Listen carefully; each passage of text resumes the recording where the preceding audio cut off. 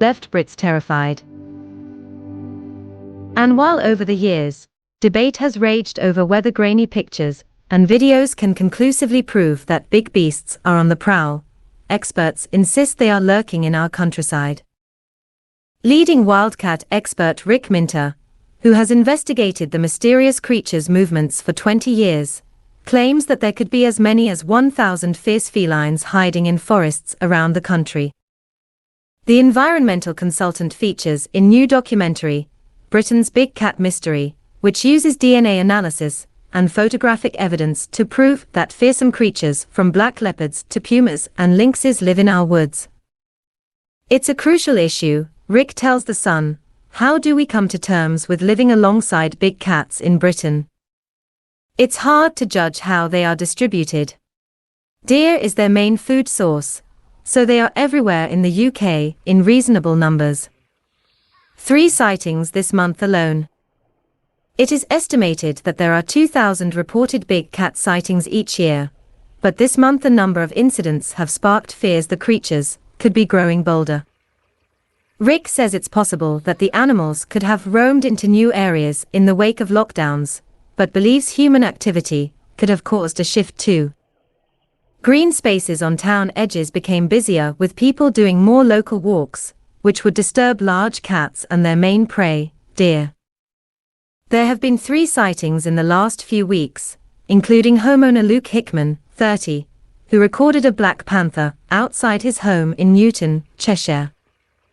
Doorbell camera footage showed the creature bigger than the average house moggy, with a long and curved tail move from behind his car before vanishing out of sight. 2 days earlier, Julie Murphy, who lives 10 minutes away, near Warrington, spotted an animal matching Luke's description when it charged at her vehicle. Even though it was dark, I could tell it wasn't a fox, she told the Warrington Guardian. Rick, who runs the Big Cat Conversations podcast, says the predators very occasionally venture into urban areas at quiet times in the search for food. He added, this is probably due to a big cat having a nearby territory and occasionally diverting to the urban edges. Earlier this month, Josh Williams, 17, thought he filmed a big black cat feeding on something like a dead animal while camping near Mermaid's Pool in the Peak District. He told the Stoke Sentinel that he heard an occasional crunching sound on the footage, which he believed was most likely a sheep being eaten. Britain's Big Cat Mystery gathers together some of the nation's most compelling photo and video evidence that wildcats are roaming free in our countryside. They included John Bilney's 2020 photos of a big cat's torso, which expert Trevor Mackenzie said was the most conclusive piece of evidence he had seen. He said the trail cam shots showed a juvenile mountain lion or puma and added, there is no doubt in my mind. Matt Smith's 2016 photo, snapped in Devon, was also highlighted for depicting rose-like markings on a creature's fur that are typically associated with a big cat. An odd cameo comes from Tiger King star Kelsey Safari, who claims Corin Memory's 2009 picture from Gloucestershire depicts the small or juvenile mountain lion or leopard. The documentary also examines compelling physical evidence, including 240 bone samples collected by Professor Andrew Hemmings from the Royal Agricultural University. They come from defleshed carcasses and feature teeth marks that appear to originate from the powerful jaws of a big cat. Field naturalist Jonathan McGowan found a beautiful double footprint in Devon from a big cat stalking its prey. The overlapping imprints are called direct register, when cats' front and rear paws tread in the same footprint to reduce the noise. Jonathan takes a mold and experts conclude the prints are from a large non-native species, likely a big cat due to its circular toes and the double register.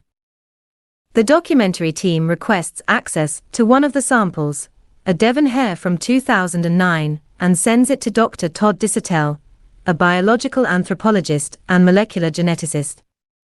Results from the DNA testing conclude it was a Panthera pardus, more commonly known as a leopard. So either indeed a leopard was running around in Devon when this was collected, or somebody hoaxed or planted this DNA, Dr. Disotell adds. Rick says he has personally heard of 1,400 credible accounts of big cats in the UK over the last decade, but believes they are the tip of the iceberg as most go unreported. Despite the recent sightings, he insists these big cats are shy and wary animals, and not large predators on the loose. He said, "They are far more scared of us, and most often they are just trying to move humans away from their territory. They don't want to risk getting injured from an encounter with humans or machines, and so they live in the shadows, hidden away. If they are drawn into urban areas, domestic-size cats may be taken, unfortunately, but this happens very rarely. They have an abundance of natural prey available, especially deer, so they don't need to adapt their behavior to scavenge regularly." Where did the big cats come from? Exotic animals have been imported here since the days of the British Empire, but their popularity boomed in the 1960s. It was extremely fashionable to own a big cat, but by 1976, the government clamped down with the Dangerous Wild Animals Act.